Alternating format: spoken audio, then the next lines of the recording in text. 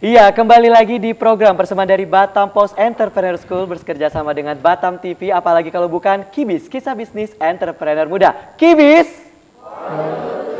from youth to youth.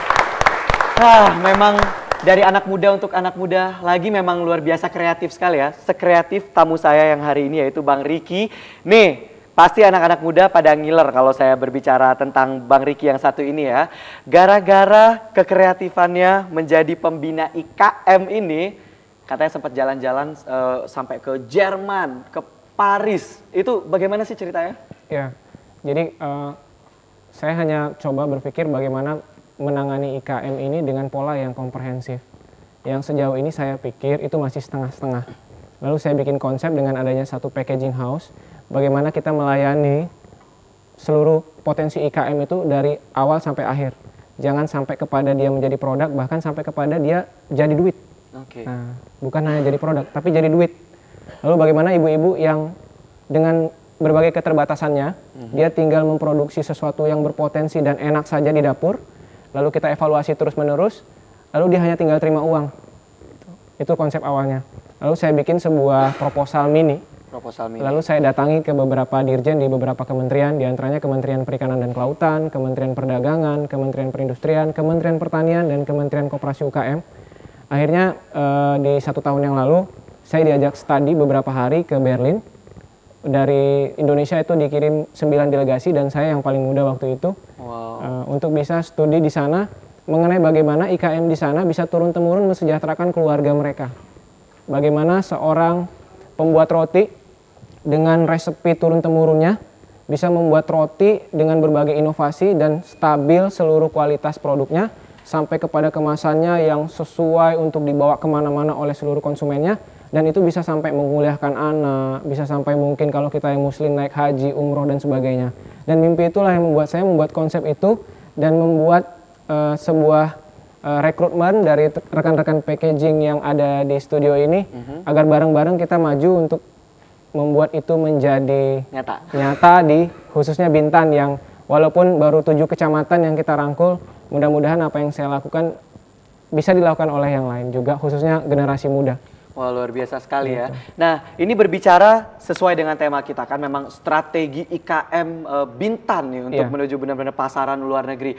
Ada kesulitan nggak sih untuk melakukan itu semua? Tentu. Kita tidak bisa langsung berangkat dari mulai lalu level 10. Tidak bisa. Butuh kesabaran dan butuh waktu. Tetapi bagaimana waktu itu kita petakan dengan baik. Level 1 itu begini situasinya, level 2 begini, sampai kepada level 7 itu seperti apa. Kita harus tahu. Jadi kita tidak ngegopoh. Mungkin kita belajar memulai. Hari ini saya ngegoreng kue bilis. Nah, itu level berapa?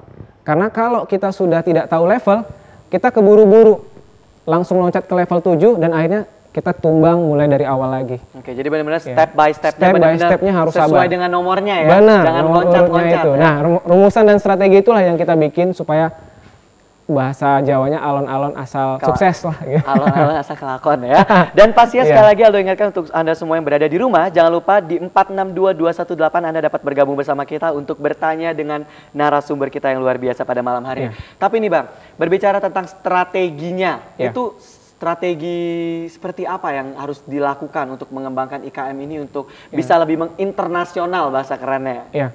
Jadi kita khususnya Kepri, kita harus bangga dan bersyukur bahwa Kepri ini adalah daerah tujuan wisata dimanapun kabupaten kota di tempat kita tinggal. Karena itu kita harus sudah berpikir standar yang kita lakukan untuk produk apapun, baik itu kerajinan, makanan, sandang, pangan, dan sebagainya, itu harus berstandar bagaimana orang yang datang. Jangan kita membuat patokan standar sendiri. Lalu di packaging kita coba itu. Jadi kebetulan saya untuk beberapa negara tetangga kita rutin kru dari packaging house semacam Singapore Expo, MIHAS, kita sudah 2 tahun berturut-turut hadir di sana, difasilitasi oleh kementerian, rame-rame datang bawa UKM sekalian, kemudian ke Qatar, Dubai, Turki, Paris, termasuk Berlin itu kita sudah datangi, bahkan di salah satu kota Berlin itu, kita di kantor wali kota Berlin itu diberi kesempatan untuk food meet dance, artinya kita diberikan kesempatan untuk produk Bintan itu kita taruh di meja. Lalu ada sekitar 300 warga Berlin datang untuk mencicipi, lalu kita datang satu-satu untuk menanyakan komentar mereka. terhadap produk kita. Itu saya diberi kesempatan bulan September 2011 bersama Wakil Menteri Perdagangan. Di sana ada 9 delegasi, dan yang membuat saya bangga, yang lebih banyak datang masyarakat BRI-nya ke stand kita yang Bintan tadi. Karena kita lebih alami dan ternyata mereka senang dengan hal-hal yang natural yang sebenarnya ada di Kepri, seperti kue bilis kita sebut di sini, kalau Bintan bilis gulung. Oke, sumber dayanya betul-betul ada di alami Kepri, tapi ya? Standar kualitasnya internasional. Ya. Oke, saya sudah mendengar bunyi-bunyi kering-kering dari telepon. Kalau begitu coba kita angkat. Assalamualaikum. Iya, Kibis, waalaikumsalam. Kibis jawabnya from youth to youth. Kibis? Iya, ini dengan Ibu Emi di Batam Center. Iya, kalau Kibis. kita mau beli oleh-oleh ini, tingkahnya itu di sekitar Botania ada nggak? Halo Ibu. Halo. Kalau kita pengen coba bingkanya itu, ada nggak dijual di sekitar Botania? Oke, Ibu sebelumnya dari Ibu siapa di mana? Ibu Emi. Ibu Eni. Emi. Di mana Bu? Di Batam Center. Di Batam Center ya. Ibu tadi pertanyaannya lebih malah ke produknya ya? Iya. Aduh, kalau ke produknya nih Bu, untuk produk ini sendiri jualnya itu di mana aja Mas? Kalau kita masih di Bintan, masih ada di Bintan? sekitar 21 rekan bisnis yang kita sebar di baik outlet maupun bandara. Oke. Bisa saja suatu saat mungkin kita kerjasama dengan UKM Batam, kita tukaran produk untuk bisa saling mempromosikan produk kita. Baiklah. Ada pertanyaan lain Bu? Kalau bahan dari bingkanya itu ketan apa terigu? Aduh, Ibu ada pertanyaan lain nggak Bu untuk dalam menyangkut untuk IKM-nya ini sendiri berkembang Bu? Kalau di Tanjung Balai udah ada nggak cabangnya? Belum ya. Belum ada ya? Ya. Belum ada. Jadi memang dijualnya masih di Bintan. Ya. Iya. Iya ya. Kayaknya khas Riau itu. Oke. Kayaknya enak. Ya udah, terima kasih untuk pertanyaannya Ibu ya. Selamat malam. Udah semangat mau bikin kue. Udah mungkin. semangat. Nanya bahan. Sepertinya Batam TV ini masukan buat saya, mungkin bisa bikin acara Chef Aldo dengan chef yang lainnya Iya, ya. boleh. Saya juga hobi banyak masak. sekali ini ya pertanyaannya, bahan-bahannya malah. Aduh. Iya, Bang, terus tadi berbicara mengenai strategi-strateginya itu lebih ke tadi kalau dibilang standarisasinya, terus juga menggunakan menggunakan bahan-bahan yang ada di Bintan sendiri. Iya. Nah, terus tadi kita sedikit meloncat nih, karena dari pertanyaan Ibu tadi saya jadi terilham nih. Saya tadi sempat dengar kalau produk-produk ini dijual juga di luar negeri ya, sempat dipasarkan ke luar negeri. Itu bagaimana sih agar bisa diterima dengan banyak sekali konsumen-konsumen yang berada di luar negeri? Pada dasarnya kita coba strategi menembus pasar internasional itu adalah sebuah misi, di mana filosofinya kita mau membuat standarisasi produk kita itu siap ekspor. Tetapi nyatanya sebenarnya kapasitas produksi kita untuk yang lokal saja sudah sangat banyak. Jadi kita pelan-pelan harus sebagaimana level yang saya ceritakan tadi, pelan-pelan dulu. Cuman yang penting bagi saya bahwa produk ini harus berstandar internasional, karena seperti Bintan juga kan resort kawasan Lagoynya itu saya sangat cinta sekali. Ya. Oke, Mas, berbicara tentang saya cinta sekali, di sini juga kayaknya penonton di studio sudah sangat antusias untuk bertanya. Ada yang mau bertanya? Iya, Ibu.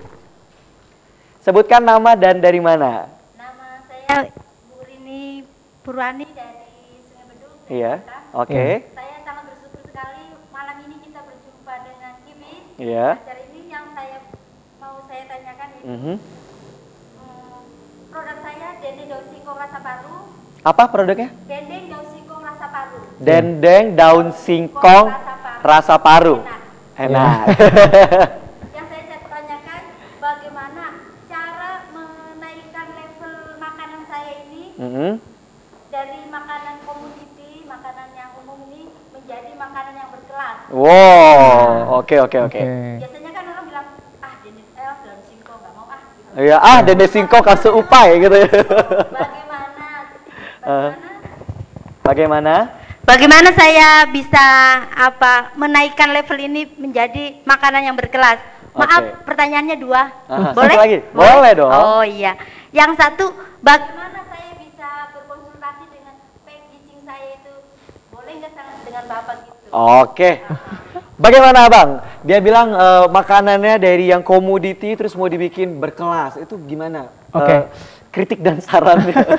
Gini, kiat-kiatnya. Saya coba memberi contoh saja apa yang kita lakukan. Misalnya bagaimana kita membuat supaya kerupuk atom atau keripik tela-tela atau semacam mungkin kerupuk ikan tenggiri bisa orang dari luar negeri mau mencicipi. Jadi misalnya kita saat ada di hotel, itu medianya yang kita rubah. Jadi misalnya kita masukkan dalam sebuah ruangan tempat seperti warmer, baru ada semacam kotak popcorn yang kita sajikan, lalu kita taruh tisu, baru cara membelinya kita buat kayak diserok gitu, baru kita tuang begitu. Jadi media yang seperti ini mungkin kalau misalnya dalam bungkusan saja kan kita ngenalinnya orang lihat sudah ilfil duluan. Ya, cuman aduh biasa banget. Biasa banget. Tapi kok ini popcorn atau apa ya? Atau kayak makanan cemilan dari Meksiko cicip atau cicip gitu kan? Jadi dengan media begitu mereka jadi mau, lalu urusan lidah mereka yang menentukan mereka akan suka atau tidak. Lalu pertanyaan kedua, mau konsultasi mungkin jauh, tapi kalau ibu mau datang, saya sangat senang sekali menerima karena kru kita siap setiap hari.